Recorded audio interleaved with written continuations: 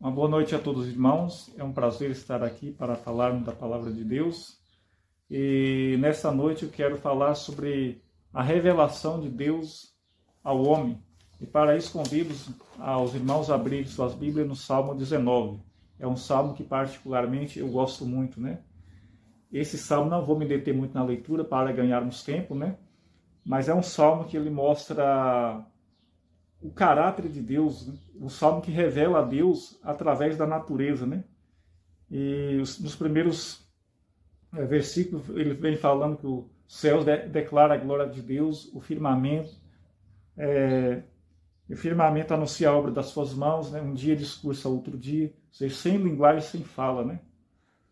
E ele fala também sobre a grandeza do sol, e inclusive falando sobre o sol, uma pesquisa que eu fiz, né, na internet, diz que o seu raio média é de 6.000 quilômetros, cerca de 109 vezes o raio da Terra.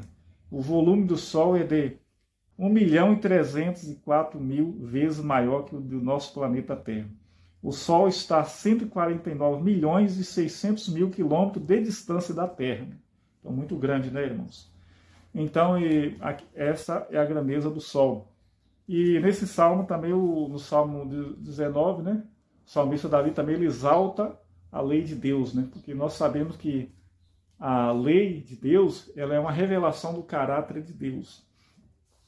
E falando ainda sobre as obras criadas, que é uma revelação de Deus, o apóstolo Paulo diz que não há uma excusa, não há desculpa para as pessoas adorar as outras coisas, adorar a criatura em vez do Criador, né? Adorar os deuses falsos, por quê? Porque tudo se revela, né? Tudo se revela nas obras criadas. Ou seja, Deus, através das obras criadas, o homem pode conhecer a Deus, né? E isto é real. Inclusive, quero contar aqui uma pequena história, resumidamente. Diz que no Alto Canadá havia um certo índio que tinha família e que há 3 dias ele estava passando por dificuldades. Estava alimentando só de raízes. Quando de repente o índio ele pega um cobertor, pega um dardo de dacha d'armas, põe no cinto e uma espingarda e sai para caçar. Mas ao lá chegar no local em que ele iria caçar, os animais parecia que adivinhando, né, o intento do índio, eles tendiam a fugir dele, né? E o índio, cansado, exausto, né, pensando na sua família que lá deixaram na cabana, né? E chegou um certo momento que ele olhou para a abóbada celeste, contemplou a natureza e pensou assim: essas coisas não vieram aqui por acaso. Alguém deve ter criado tudo isto. E quem criou essas coisas? Deve ser o grande Espírito. E ele pensou: se esse Espírito pudesse me abençoar para que eu não morra de fome com a minha família, eu lhe daria algo para ele. O que eu lhe daria para ele? E daí ele pensou, a princípio ele pensou num cobertor, que apesar de ter lhe prestado um bom serviço, ele daria ao grande Espírito, se tão somente abençoasse. Então ele foi para um tronco de árvore, e lá ele fez uma oração dizendo: ó grande Espírito, abençoa a mim e a minha família para que não morramos de fome. Aqui está o cobertor, é o que eu tenho para te dar, né? E ao terminar essa oração, tudo permanecia a mesma coisa, nada de caça, né? Nada tinha acontecido.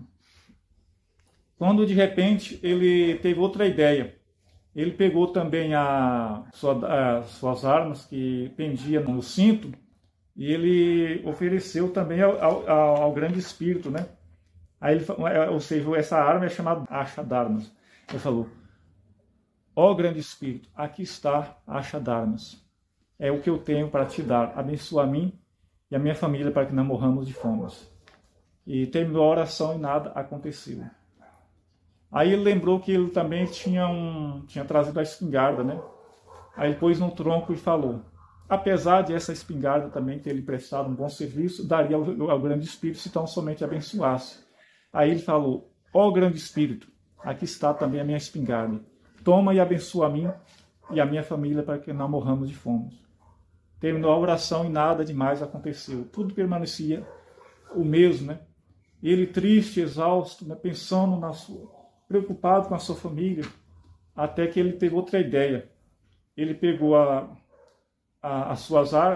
seus objetos que já estavam no tronco, ele também se colocou no tronco e falou: ó grande Espírito, aqui estou eu me ofereço a mim, aceita-me e abençoa a mim e a minha família para que não morramos de fome. Só foi ele terminar essa oração, a cena mudou, tudo mudou ao redor. Quando de repente passa um veado e ele pega a arma, aliás, ele pega a espingarda e mata aquele veado, e aí ele leva para a sua família, né? E contando a experiência, todos ficaram maravilhados.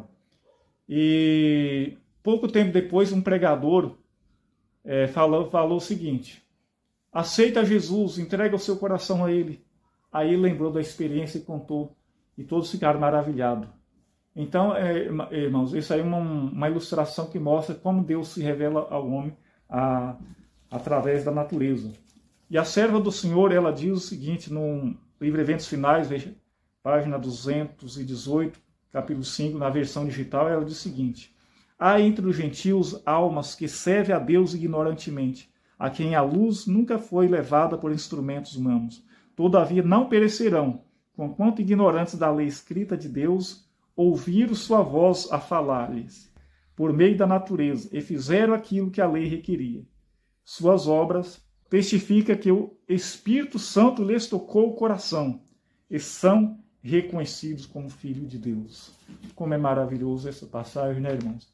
Que Deus maravilhoso é esse, né? Que Deus amoroso é esse, né?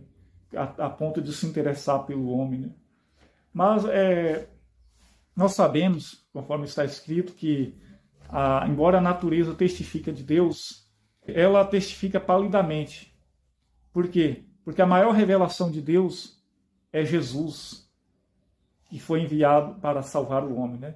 Jesus, certa vez na sua oração ao Pai, ele diz o seguinte: graças te dou, ó Pai, Senhor do céu e da terra, que ocultaste essas coisas aos sábios entendidos e revelaste aos pequeninos. Graças te dou, ó Pai, porque revelaste essas coisas aos pequeninos. Todas as coisas me foram entregues por meu Pai, ninguém conhece o Pai senão o Filho, e ninguém conhece o Filho senão o Pai, né?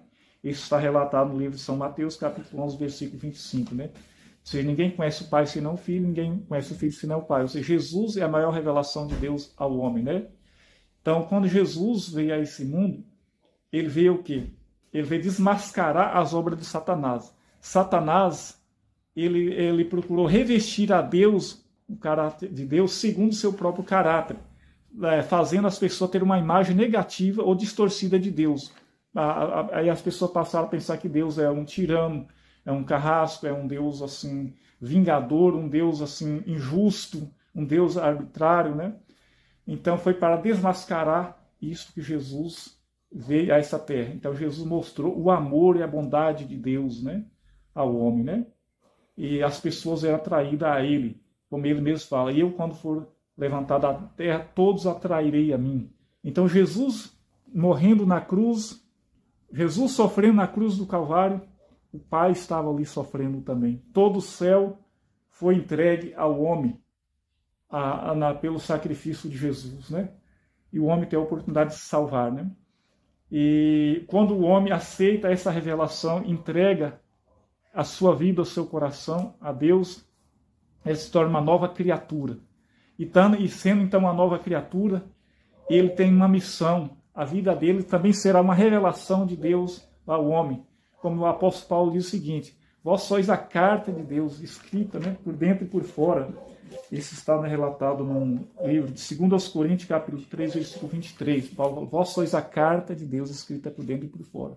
Ou seja, Deus, através dos seus filhos,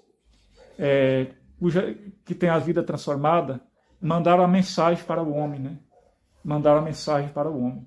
Então o homem com a vida transformada, ele é luz, como Jesus fala: vós sois a luz do mundo. Então os homens, o mundo, vão ler na nossa vida o caráter e o amor de Deus, né? Então, por isso, nós seremos testemunhas. Como Deus fala, vós sois as minhas testemunhas. Né? E isso é algo maravilhoso. Né? Isso vai se cumprir também no final. A pessoa que obedece à lei de Deus, né? Porque nós vemos que o salmista Davi ele exalta a lei de Deus. Né? Então, a pessoa que tem a vida transformada, que teve essa revelação de Deus, ele vai ter prazer na obediência à lei de Deus e ele será uma testemunha viva de Deus. E a Ellen White ela fala que nos momentos finais, nos momentos mais difíceis, mais escuros da terra, no momento de perseguição, Deus tem em reserva um grupo de escolhidos de todos os lugares da terra. Deus tem em reserva um grupo de escolhidos que mostrarão ao mundo o poder transformador de sua lei. Né? Ou seja, no momento da mais profunda apostasia, esses escolhidos de Deus vão, através da sua firmeza, através da união com Cristo, vão revelar o caráter de Deus ao mundo. A terra será iluminada com sua glória e outras pessoas terão a oportunidade de salvar e o número dos escolhidos serão completo, né? Serão completo. E aí Jesus virá. Então, é maravilhoso isso, né? Então, que Deus nos abençoe e que isso possa ser uma realidade na nossa vida, né? Que esse Deus maravilhoso, ele seja real na nossa vida, possamos ter um conhecimento experimental dele e assim possamos ser testemunhas suas aqui na terra, né? Tanto agora, para que no final também possamos fazer parte dos escolhidos. Deus nos abençoe, esse é o meu sincero desejo e oração. Amém.